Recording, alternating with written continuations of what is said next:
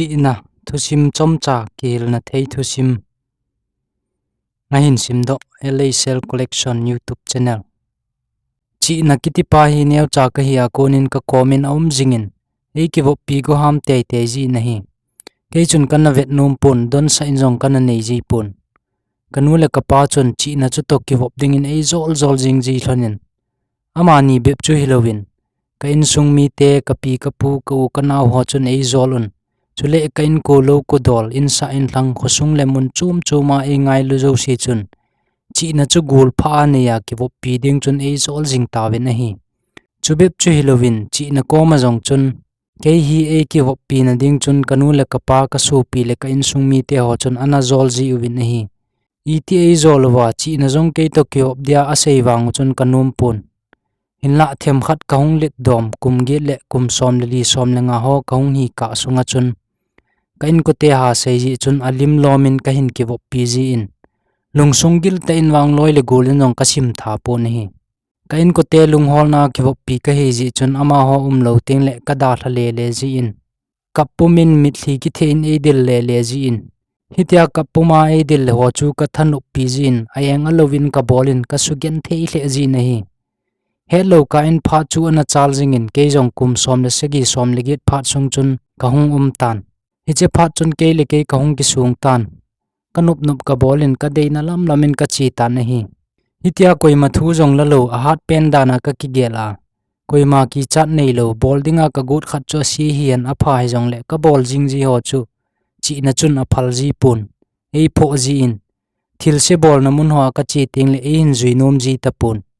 i ma cha ka gel lo khat in ei pho a chi di ka ti na mun ho a ka tim do zo lo pha chun ka hin vet da tan loi chi num na ki thon pi thei lo chu loi pha le gol phata nei pui nang kanu ka pa ve kisani a nei ga pho ham tin ka da la ta nei kain sung mi te ho mai jana ka ki vop pi di jong chu ka dat thei ta pun kanom mong mong ta pun nei kain ko te chun ama to ki vop dia e ha sei chanun ka lung hang zo che che ji tan ama chu la amel ka mu jong le ka lung hang jingin hitia ka vet num lo chu a het a kunin eng khan ta phin do te te ya kina pi di ti hi le kilom ta in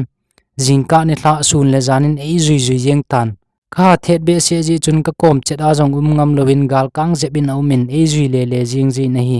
ke jong ka ki tom la in nang ki ti to hin ka ki vop ki ta le ka tin gal kang zeba ei zui le a ka che na zo sia hung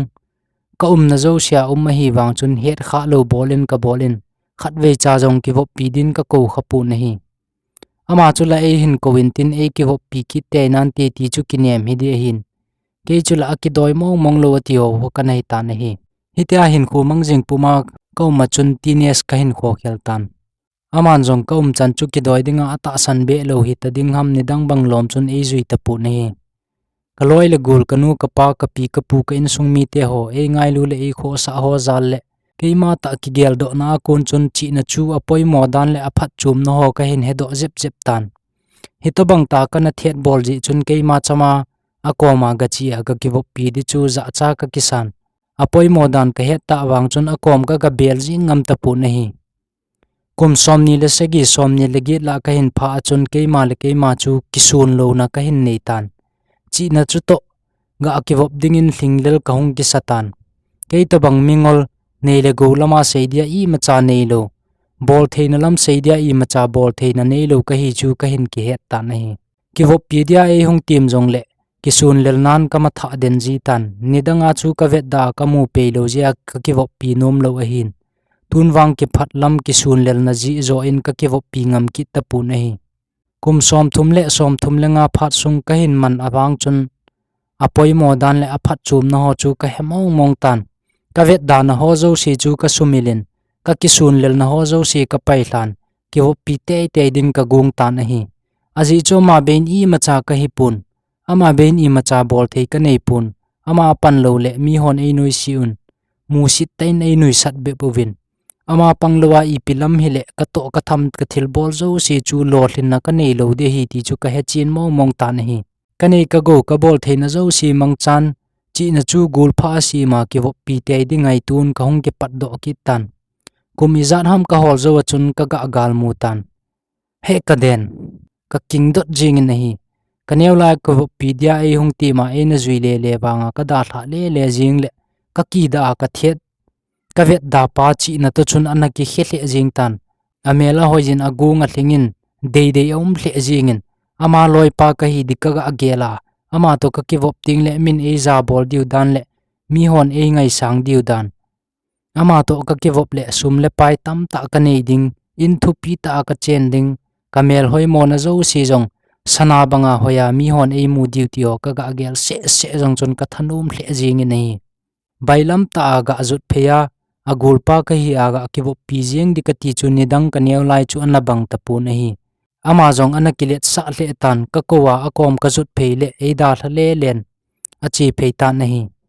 nidanga ke bai khu khwa lam zot ha theilo chu tun wang jang pet in jang khai ta in akala sep chet jing tan ka phazo ta pu nahi kum som li ka hlinin ka nei ka go ka bol theina zo si pudo in kivop pi te dia lunggel pujing pumin ka dil ki ta nahi le a keng chu an khang jep a thagui jong an hau jep hi le kilomin ka phazo ta pu nahi kum som nga ka hlinin hubanga nop le hat mo ka sa chu hat tai na hlai thei tan ka hlaya ka dil wangin ka phazo ki ta pu nahi kum som gup ka hlinin mat pha te ya kivop pi din ka dil ki in tun wang thlaving jong anein aleng thei tan keila ka leng thei pun kaneu lai chi na kivop pi de phat sunga kanu le kapa ka in sung mi te e ngai lu zo sen e hil na ho kalungin ka gel do in chi na nge in kivop pi dia e tim lai ni ho le phat ho alim sa luwa kana koina ka gel in kalung sungin kisi na lin ta nei pumin ka kapin na hi itika kisi a itika ka wangin a phachum tapun chi na to ka kivop lo ji chun ka le khasim ka bol thei na talen ho ka khut thim na ka to thei ka tham thei ho zo si chu cham kim om thei tapun chi na be chun i macha ka hi tapun chi na be chun apan na be ka hi ta na hi nang jong na khan don lai na tha hat lai pet a hin chi na chu hol da in lang kivop pi ding go in a hol a chun amu ding a hi nawai gei ting le kisi in kap in peng jong le chun phachum tapun tin chi na panglawa chu lo thin na nei lo ding ama be ya i macha na hi lo ding pan na be na ki su de hi tu hi aphat a hi chi na chu kivop pi in lang mang cha thim na chun thil si thil pha he khen thi minatin na chi be che ding milo pi ta naung hi ding a hi